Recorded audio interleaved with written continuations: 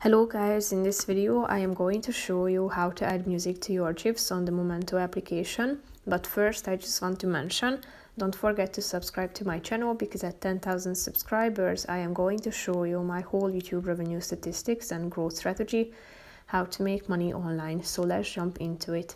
First of all, open the application on your phone. Select the picture you want to edit, slide to the right side of the screen down below and click on the music button. Here you can find a bunch of preset options. If you slide to the right side you can check them out. So you have vacation, birthday, energetic, days, piano, inspiring, happy, rock, romantic, scary, speed, synth, trailer, music. So if you want to apply any of these, just simply tap on the relevant one.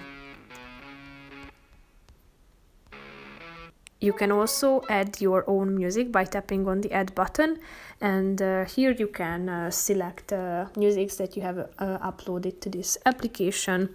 So if you want to add any of these, just tap on the relevant one and click on the done button down below and it will be added automatically. So that's pretty much it for this video guys. See you in the next one. Bye bye.